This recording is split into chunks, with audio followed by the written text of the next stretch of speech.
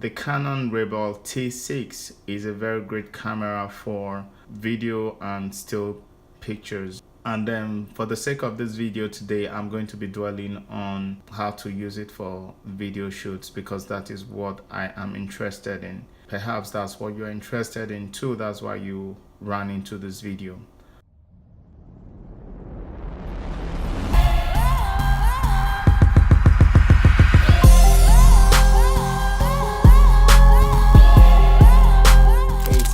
Welcome to this review or this settings review.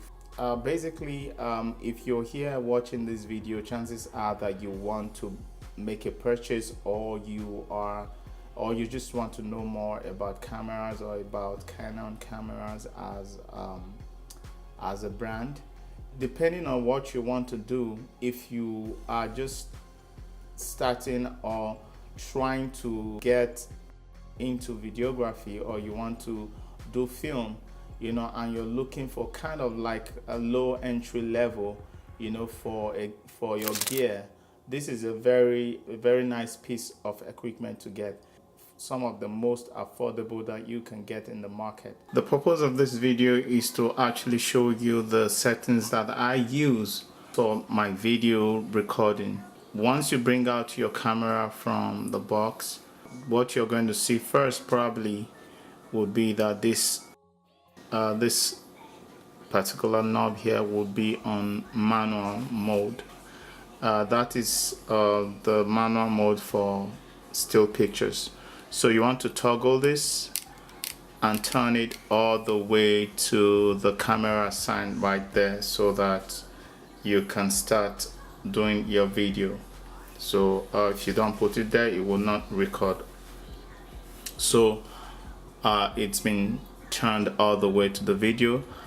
Then you want to turn it on using this switch here. Once you turn it on, you'll hear a click, and that means the camera is ready to be used.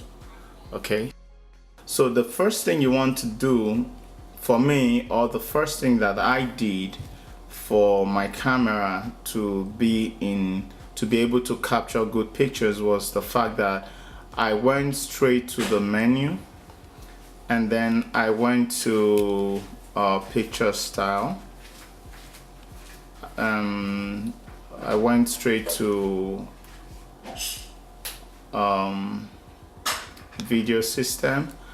When you go to video system, you want to, if you're in America, you want to set it to NTSC a format. If you are in Europe, you want to go for PAL. So for me, what I need to use is NTSC. That is what is applicable to me. So you pick what's applicable to you. Know that this is the kit lens. This is the lens that it came with, and it's basically 18 to 55 millimeter. So it has a stabilizer. So if you turn it to off, that means the stabilizer in the lens is turned off. So but I pretty much just leave it here, and then this other switch right here, if you see this switch right here, let me focus on it. If you see this switch right here, that's the autofocus, the auto and the manual focus. If you turn it here, it means that it will focus automatically. If you turn it here, then you will have to manually adjust the lens for it to lock down focus. So that's for the lens. This is the kit lens. I rarely use this kit lens because it really just doesn't give me the quality that I like. So I use 85 millimeter lens, but however, I would like to let you know that for you to use that 85 millimeter lens, you need to have enough room for when you're doing your production, because it pretty much closes in on on your subject, so you want to make sure you have enough room before you use that 85mm. It's a very close up, it gives you tight shots. So the next thing that we need to look at is, you see this button here, that's the one that you push when you want to record. Once you push it, it will start recording with this red dot on top of the screen right there, and then this light will beep. Now before we move further, I'd like to let you know that if you're just starting to use this camera for the first time, it's okay if you want to use auto settings, you know, to explore the camera and see what it is. But usually if you want to get the best out of this camera, if you want to get creative, you would want to actually take it out of auto settings to manual settings, you know, because that is when you really stretch the camera beyond certain limits, you know, because manual settings just helps you to be more creative with your productions. That is the reason why, you know. So I'll show you what I do. Basically, I would go through all these things right here. I'll go through them, and the way I would do that is, you see this Q button here. Once you hit it, it gives you quick access to whatever it is you have on the menu, so that you don't go through here. So here and here, they pretty much do the same thing. So but if I want to just go to my menu on the fly, I hit the Q button, and so that gives me access, quick access to the menu. So let's hit this and see what happens. Let me try to focus here. When you hit the Q button, you see how it gives that item an orange frame. So you want to get in there. That is the autofocus. So pretty much what I use for the autofocus is this. I use almost all of this depending on what I'm having to do, you know, per time. I use this one. Once you hit the autofocus, you will want to actually make sure that the button on the autofocus lens here is triggered, so that they will be in sync. The next thing I will do is the white balance. Now, depending on where I am, I pretty much mess with any of these. I'm using a fluorescent kind of light. So the ideal for me that I'm using right now is this one. If you're out there in the daylight, you can actually apply that, you know, to get your white balance, you know, well taken care of. Then this is the picture style. So I use neutral. So that is what I use for a lot of the videos that for the video or for the footage that I'm actually using as example in this particular tutorial. I use neutral. Like I said, the best settings that you can get for if you want to get really creative footage is neutral or manual. So that is what I use. And then when I come here, I turn down, let me see, this is what I do with this setting. Sharpness, I push down my sharpness. So let's do it again. See this? Originally, when you receive your camera, you probably will have it. Probably will have your sharpness here. But what I do is I turn my sharpness all the way down, because digital sharpness is really not very pleasing to me as a person. I actually turn my sharpness all the way down to the minimum, so that I don't have any kind of digital sharpness. So it gives me the leverage to personally just correct that, or improve on that in post-production.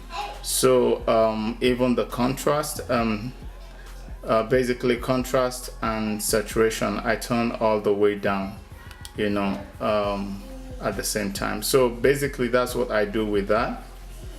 The next thing I do is, let's see, frame rate.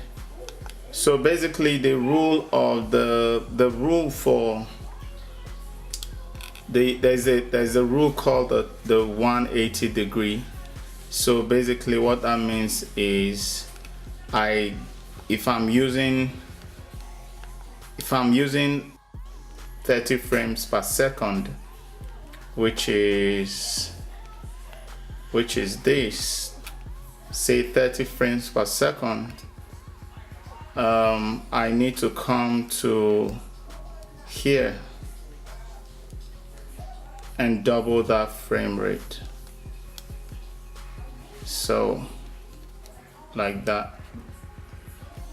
So I basically just toggle this to, so you see that? So I am 30 times 2, you have 60. So I'm actually there right now. You can easily just mess with that. So the more you go, the higher you go, the darker the darker your screen becomes. Then another thing I mess with is the ISO. So to trigger that ISO, I have actually put the ISO on that flash button, because if you are on camera mode, still picture mode, that will be the trigger for your flashlight, you know. But this time around I actually configured it to give me my ISO, because I want to be able to easily reach my ISO on the go.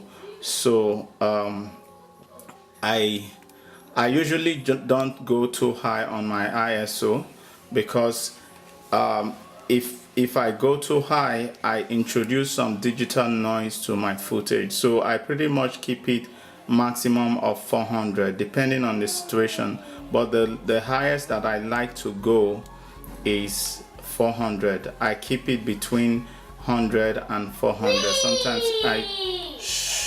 Sometimes I do 200, you know, so that the image or the video or footage that I get becomes really clean, you know. That's the reason why I keep it that low, you know. And then if I don't get enough light into my into the camera sensor, I compensate with the aperture, you know, or I compensate with this by holding down this and then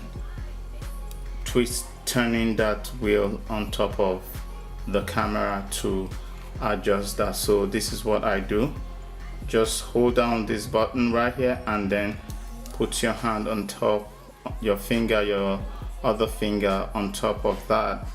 Is it the index finger also? So you just toggle it. Once you toggle, that changes the value.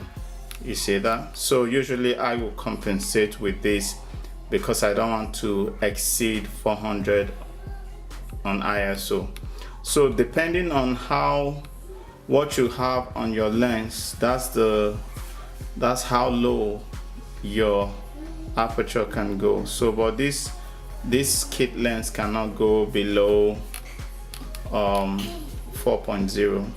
So that's the least you can go for this particular kit lens.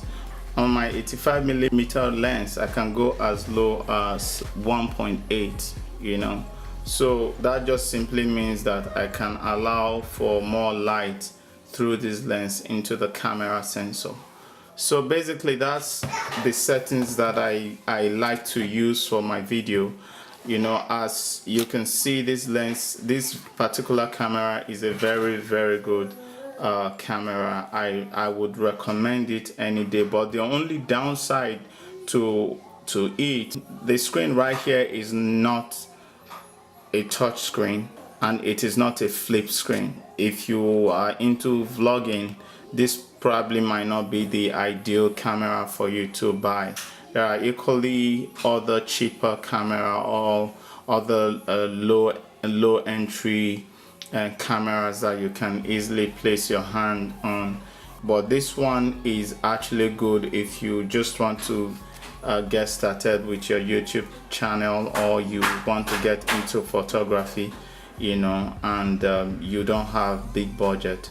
This is a very good low entry level that will break the bank, and yet you still have good quality.